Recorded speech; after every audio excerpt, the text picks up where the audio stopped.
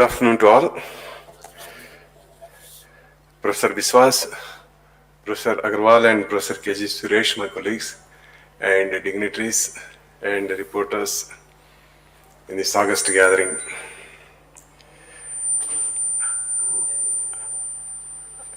The topic of today is on higher education and how to make Bhopal an education hub. And I was given the title Keynote Address. And as you know that the keynote in music is always in consonance with other ragas. So keynote won't have any special raga. Raga means, in music. So I concur with what Professor K.G. Suresh has stated about Bhopal and education. And I am going to concur with Professor Agarwal also and Professor Biswas. But however, I would like to tell you one or two interesting facts in the history. Many things in the nation, even in individual, happen accidentally. And at times, facts will be more stranger than fiction. So how this, undoubtedly we have India is known as Vishwaguru, and we have so many ancient universities, right from Takshashila, Nalanda, and many other universities.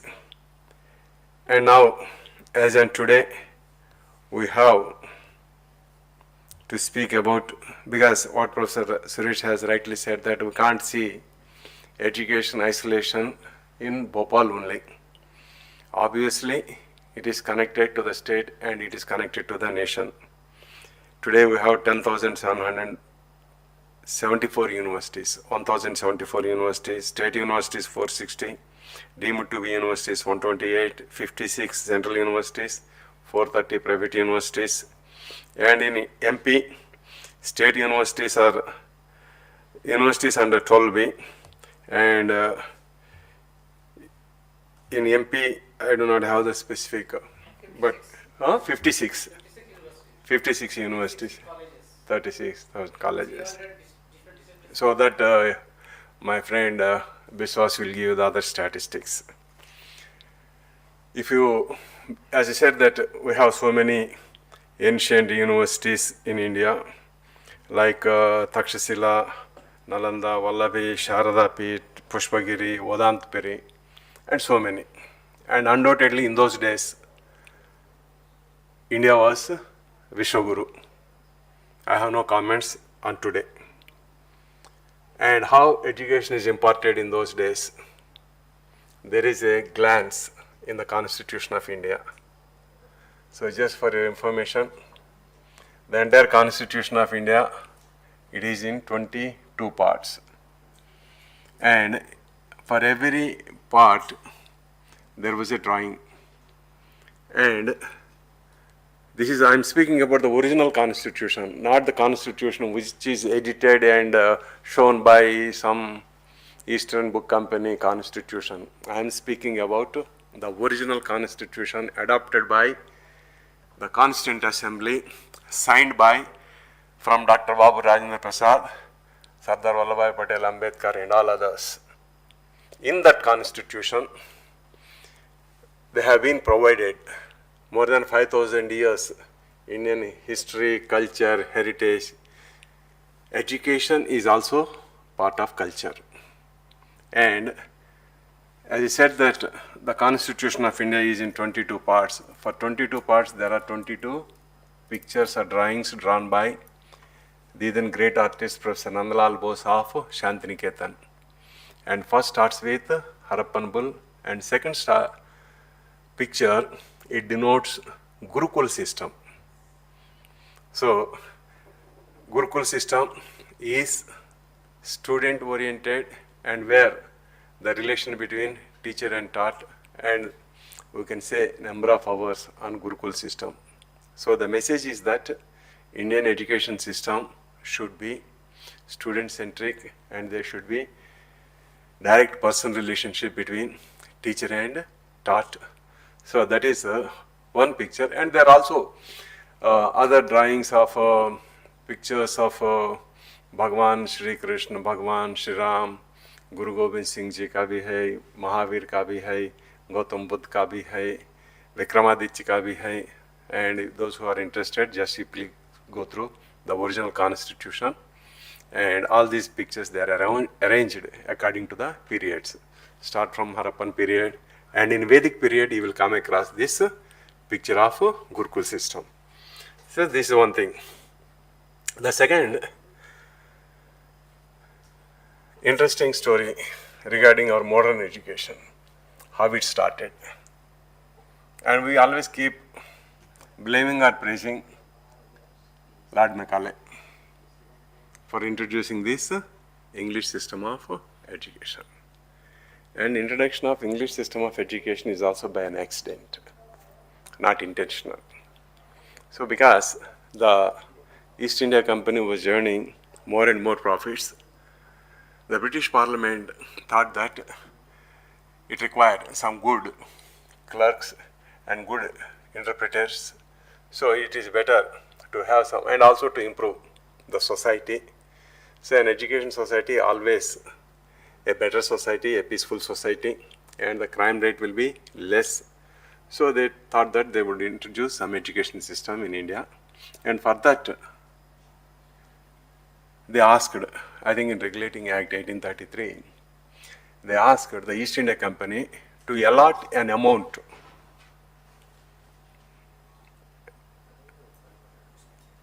directed the East India Company to donate an amount of 1 lakh pounds for the cause of education in India. So in 1830s and 40s, 1 lakh pounds means it's a very, very, very big amount. So then started what kind of education to be introduced. During that time, Lord Macaulay entered as first chairman of the Law Commission. The first Law Commission was established by the East India Company in 1834, which is responsible for codifying the laws. So in the Governor General Council's meeting, because Pandits from Kashmir, Varanasi, they came that Sanskrit system of education should be introduced. And the Maulis and Muftis came that the Arabic madrasa, the amount should be given to madrasas or Sanskrit schools. So the Governor General Council unable to decide to whom this 1 lakh pounds to be given for what kind of education.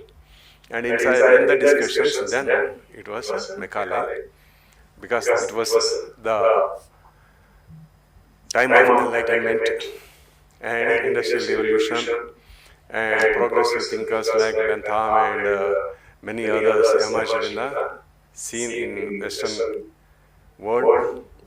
It was decided that let this amount should go to the Indian universities. That means because there are no Indian universities, so let the government establish universities in India in 3 presidency towns: Madras, Bombay, and Calcutta. And this money should be spent in establishing and imparting education through these 3 universities. That's how. That means here there are 2 things. First thing is the first university is established by the British under CSR funds. So the word CSR was not there at that point of time. But a company giving money for the cause of education, it is nothing less than CSR. And it is East India Company was the first company to donate a huge amount for cause of education, and 1 lakh pounds in those days. It's a very huge amount. So I agree, because there are so many committees were established in India for the cause of legal education, right from Kotari Committee and Dr. Janardhan Reddy Committee, and then we have new education policy of the Rajiv Gandhi government, and then we have the new education policy released by the latest And as it was rightly said, I think in the earlier speakers, neither we have neighborhood school system nor common school system. That is, in India, unfortunately, there are so many divisive forces. Education also has become a divisive force. Because for example, you take engineering education. There are private colleges, there are state universities, there are central universities, and again there are IITs and NITs. And please, the value of the certificate is the same, but the standards differ. And similarly, in legal education, we have private law colleges, and we have government law colleges, we have university law colleges, we have private universities colleges like Jagran, and then we have Symbiosis, and then there are national law universities. The same legal education is flowing in four streams, and four streams, I think, offering different standards. That means, and I will conclude by, we have to improve the quality. I was in the selection committees at various places. I'm not saying about this scenario in this. Anywhere, if you want to 5 or 4 or 5 assistant professors or professors, we have to interview 500 candidates. Their students are coming up with very good marks, 70%, 80%. Whether it is law, whether it is computer science or cyber crimes, very recently where I was one of the members. And we had to grill and we had to screen. Hardly we get 2 or 3 candidates out of 200 or 300. It's a very sorry state of affairs. And we have UGC for granting recognition to universities and colleges. And UGC should not only take care of recognition, and because there are so many educationists here, we have to pay the salaries also as prescribed by the UGC. Otherwise, our standards will be Ganga निकलती है कानपुर से, गंगोत्री से नहीं. Thank you very much. एक बार दैनिक भास्कर में एक head आया जब बहुत सारे यूनिवर्सिटीज कॉलेजेस का रैंकिंग इसमें टेस्टिंग किया था. NLIU got some rank. I think it was sometime 10 साल पहले. दैनिक भास्कर का हेडिंग है NLIU ने MP का लाज बचाया. That's it. That's my answer. It is on the front page title of Dainik Bhaskar because I am here for more than 20 years. आप NLIU का कंट्रीब्यूशन क्या है आपने पूछा. मैं NLIU का कंट्रीब्यूशन जो है जो दैनिक भास्कर में उस दिन आया है, it says the success story of NLIU. No, that everyone knows. But your physical presence, how is it helping local people? Thoda bahut. Otherwise, you would have been online. You want how it's. Yeah, that's.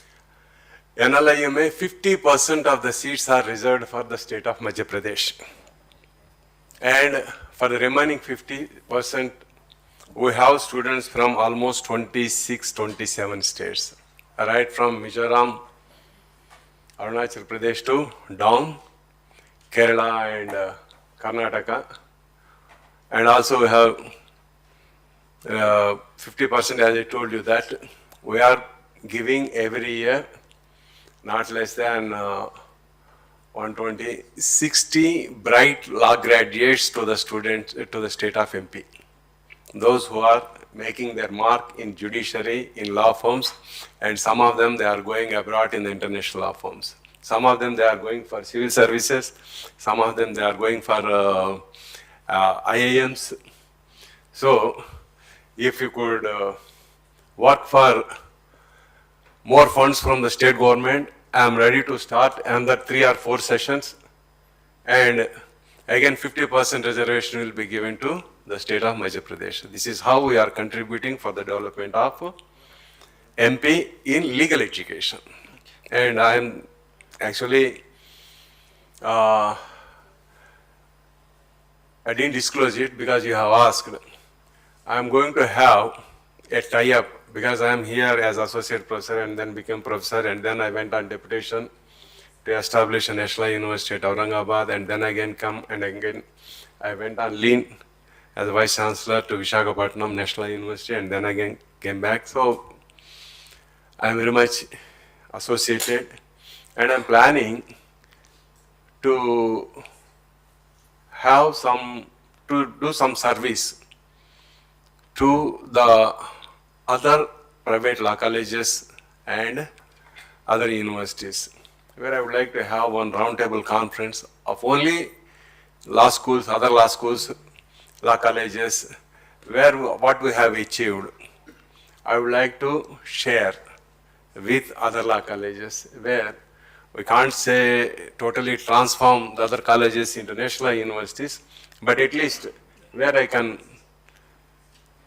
share some of our schemes, some of our knowledge, some of our study material, if they are interested to, if they are willing to take. Thank So you very this much I can assure, whatever I could do to promote legal education, not only at NLIU, but also in other colleges, maybe in Chindwara, maybe in Sagar, maybe in remote areas. It's my plan. That was but the request. Because of your insistence, Yeah. Thank before you. execution I disclose it, but We were, otherwise about to I'm ask, not. we were about to ask this very help from you, but now that you yourself said it, so we'll coordinate, that's one.